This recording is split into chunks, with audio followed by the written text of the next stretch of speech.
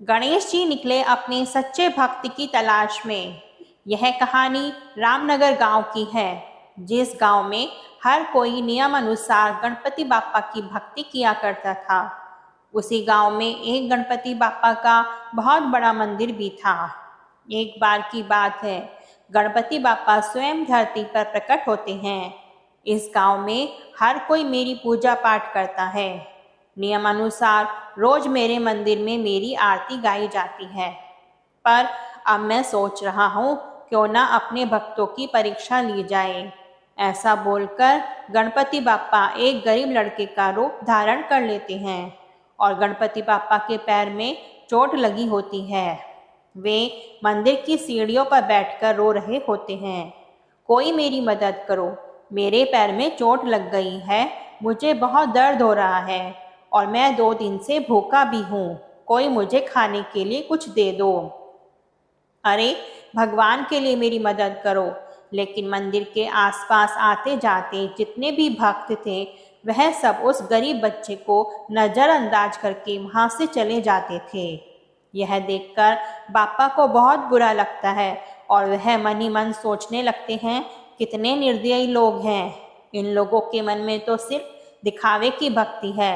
असली भक्ति तो वह है जो किसी को तकलीफ में देखकर उसकी मदद करे। पर यहाँ तो सब के सब मुझे स्वार्थी और मतलबी दिखाई देते हैं। इन लोगों ने मुझे बहुत निराश किया। तभी मंदिर से पूजा करके मदन और उसकी पत्नी रानी आते हैं। उन दोनों पति पत्नी की कोई भी संतान नहीं थी और दोनों पति पत्नी बहुत दयालु थे। वे दोनों जैसे ही सीढ़ियों पर एक गरीब बच्चे को देखते हैं, तो वह दोनों खुद को रोक नहीं पाते और तुरंत उस बच्चे के पास आते हैं। अरे बेटा, तुम्हें चोट कैसे लग गई? क्या नाम है तुम्हारा? मेरा नाम गणेश है और एक मोटरसाइकिल वाले ने मेरा पैर कुचल दिया। मुझे बड़ा दर्द हो रहा है। तुम बिल्कुल चिंता मत करो, हम तुम्हें अभी अस्पताल लेकर चलते हैं। डॉक्टर तुम्हारे पैर में पट्टी कर देंगे और तुम्हें दवाई दे देंगे। देखना तुम कैसे ठीक हो जाते हो। पर बेटा, यह बताओ तुम्हारा घर कहाँ है और तुम्हारे माता पिता कहाँ है? मेरा कोई घर नहीं है और मेरे माता पिता भी नहीं हैं। मैं अनाथ हूँ। अरे बेटा, ऐसा नहीं बोलते। जिसका कोई नहीं होता उसका भगवान होता है। तुम चिंता मत करो, हम तुम्हारे साथ हैं। दोनों पति पत्नी गणेश को अस्पताल ले जाते हैं और उसकी मरहम पट्टी करवाते हैं। थोड़ी देर बाद मदन और रानी दोनों गणेश को अपने साथ अपने घर ले आते हैं। मदन का घर काफी छोटा और मिट्टी का बना हुआ था। घर देखकर गणेश कहता है, माँ पिताजी, यह आपका घर है क्या? हाँ, बापा की कृपा से बेटा, यही हमारा छोटा सा आशियाना है। अब से तुम यहीं पर रहोगे। अरे वाह, यह घर तो काफी सुंदर है और इस घर के साथ साथ आप लोग भी बहुत अच्छे हो। मेरी किस्मत बहुत अच्छी है कि आप मुझे जैसे माता पिता मिले, जिन्होंने भले ही मुझे जन्म न दिया हो, पर बिना किसी स्वार्थ के मुझे माँ बाप जैसा प्यार मिल रहा है आप दोनों से। चल, बहुत बड़ी बड़ी बातें करता है रे तू। अब यह बता, तुझे क्या खाना है? क्या बनाऊं मैं तेरे लिए? माँ, मुझे मोदक खाना है। क्या आप मेरे लिए मोदक बना देंगी? हाँ बेटा, क्यों नहीं। मेरे लाल ने मुझसे मोदक बनाने के लिए कहा है। मैं तो अपने बेटे के लिए मोदक जरूर बनाऊंगी। बेटा, तुझे पता है, गणपति बापा को भी भोग में अक्सर मोदक ही चढ़ाए जाते हैं।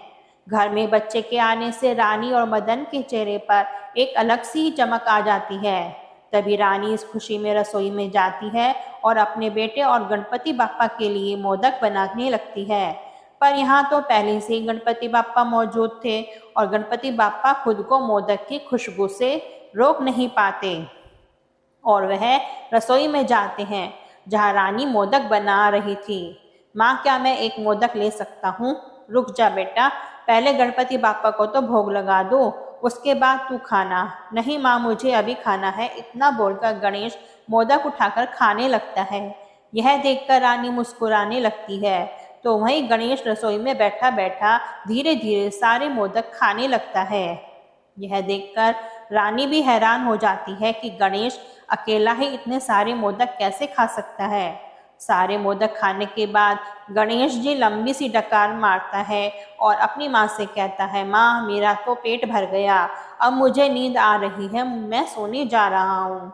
अच्छा बेटा ठीक है, जा तू जाकर आराम कर, मैं तब तक बाकी के काम निपटा लेती हूँ। रानी अपने घर के कामों में लग जाती है और एक सुबह रानी नहा धोकर पूजा की थाल लेकर अपने बेटे गणेश के साथ गणपति बाप्पा के मंदिर जाती है, जहाँ दोनों माँ बेटे बैठकर पूजा कर रहे होते हैं। तभी घर जाते वक्त रास्ते में गणेश अपनी माँ से कहता है, माँ तुम रोज रोज गणपति बाप्पा की पूजा क्यों करती हो? अगर सच में भगवान सबकी इच्छा पूरी करते तो आज हमारा घर काफ़ी बड़ा होता और हम अमीर होते। बेटा अगर भक्ति किसी मतलब और लालच से है ना तो वह भक्ति बेकार है। सच्चा भक्त वही होता है जो निस्वार्थ अपने भगवान की भक्ति करता है और मुझे अपने गणपति बाप्पा से कुछ नहीं चाहिए। और देखो मेरे पास खुद की कोई संतान नहीं थी, लेकिन बिन मांगे ही गणपति बाप्पा ने तुम्हें मेरे पास भेज दिया। अब मेरे पास सब कुछ है। गणपति बाप्पा भी अपने भक्त की ऐसी भक्ति देखकर बहुत खुश हो रहे थे और इस तरह से दोनों माँ बेटे घर की ओर आ रहे थे। तभी रानी की नज़र एक हरे भरे आम के पेड़ के ऊपर जाती है और आम देखकर रानी खुद को रोक नहीं पाती। कहती है, अरे बेटा गणेश, तुझ पर वह आम का पेड़ दिखाई दे रहा है, उस पेड़ पर कितने सुंदर सुंदर आम लगे हैं। अगर तेरे पापा यहाँ होते तो उनसे कहकर एक दो आम तुड़वा लेती। अरे माँ, तुम्हें मेरे होते हुए किसी भी चीज़ की चिंता करने की ज़रूरत नहीं। तुम्हें अगर वो आम चाहिए तो मुझे बताओ, मैं अभी लेकर आता हूँ। इतना बोलकर रानी जैसे ही 2 कदम आगे बढ़ती है तभी गणेश वहाँ से गायब हो जाता है। गणेश के गायब होते ही रानी अपने बेटे को ढूंढने लगती है।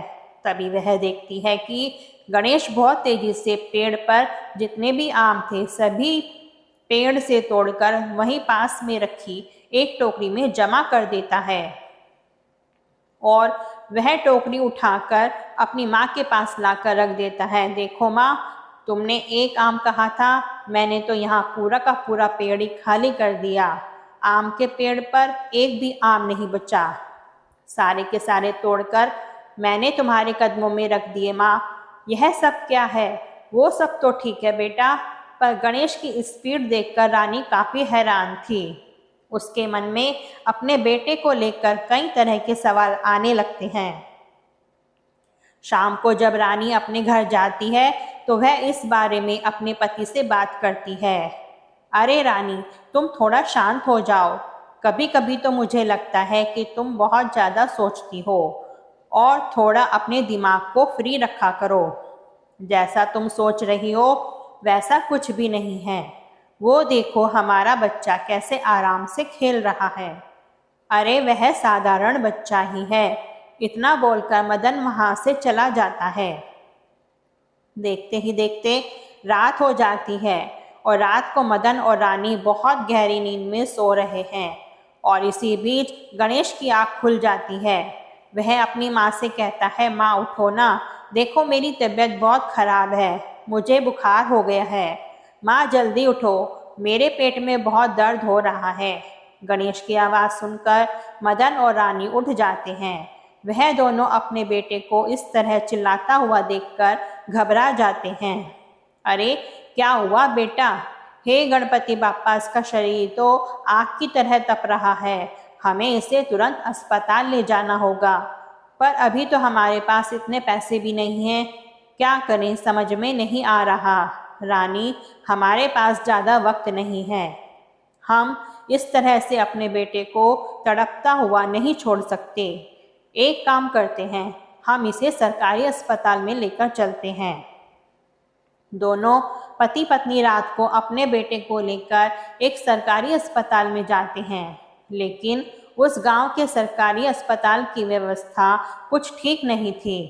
अस्पताल भी बेड नहीं था और सारे डॉक्टर नींद में कुछ इस तरह चूर थे कि उन्हें पेशेंट की कोई चिंता ही नहीं थी। और अंत में मजबूरन रानी और मदन को प्राइवेट हॉस्पिटल का रास्ता देखना पड़ा और वह दोनों अपने बेटे को लेकर एक प्राइवेट हॉस्पिटल में आ जाते हैं। डॉक्टर साहब, आप जल्दी से मेरे बेटे को ठीक कर दीजिए। देखिए इसका शरीर कितना तप रहा है। अरे, आपके बेटे को तो बहुत तेज बुखार है, हमें इसे तुरंत एडमिट करना होगा। आप जाकर काउंटर पर पैसे जमा करवा दीजिए। इस वक्त मदन के पास 1 रुपया भी नहीं था। बेचारे को कुछ भी समझ में नहीं आ रहा था कि वह कहाँ से पैसों का इंतजाम करे। तो वहीं डॉक्टर गणेश को एडमिट कर लेते हैं।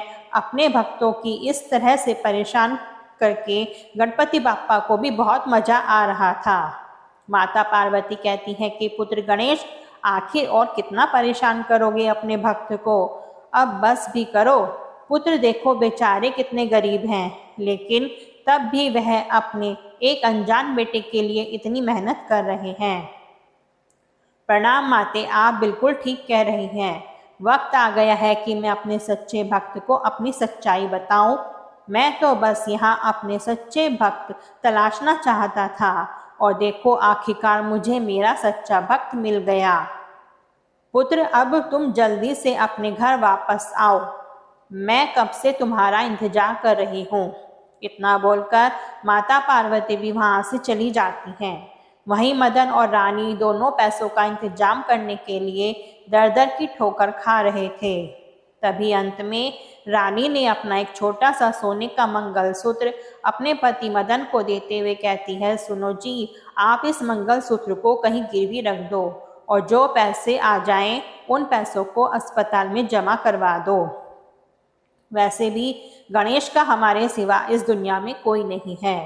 गणपति बाप्पा ने वैसे ही हमें कोई संतान नहीं दी है, इसलिए मैंने गणेश को दिल से अपना बेटा माना है और अब चाहे मुझे उसके लिए अपना यह छोटा सा घर ही क्यों ना बेचना पड़े। तभी वहाँ पर गणेश आ जाता है और गणेश को देखकर दोनों पति पत्नी हैरान हो जाते हैं। अरे गणेश, कितना शरारती है तू, अस्पताल से यहाँ भाग आया, अभी तेरी तबीयत बिल्कुल भी ठीक नहीं है। रानी के इतना कहते ही गणेश मुस्कुराने लगता है। गणेश की मुस्कुराहट देखकर रानी की आंखों में आंसू आ जाते हैं। तभी गणेश रानी के आंसू पोंछने लगता है और कहता है, माँ, तुम्हें परेशान होने की ज़रूरत नहीं है। देखो मैं बिल्कुल ठीक हूँ। अब मेरे जाने का वक्त आ गया है। जाने का वक्त? क्या बोल रहा है तू?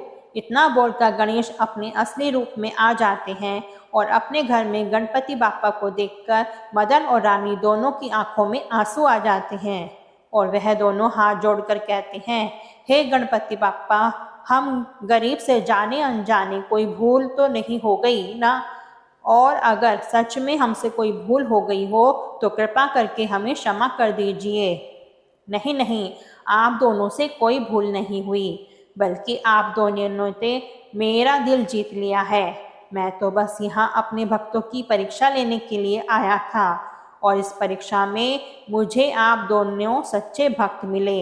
आप दोनों की भक्ति और श्रद्धा देखकर मैं बहुत प्रसन्न हूँ। इतना बोलकर गणेश जी रानी को संतान सुख प्राप्ति का आशीर्वाद देते हैं और अपनी शक्तियों से मदन और शांति के घर की काया ही पलट देते हैं।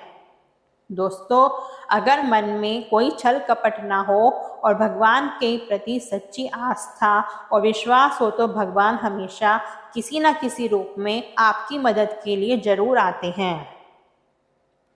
दोस्तों, अगर आपको यह कहानी पसंद आई हो तो इसको लाइक, शेयर और चैनल को सब्सक्राइब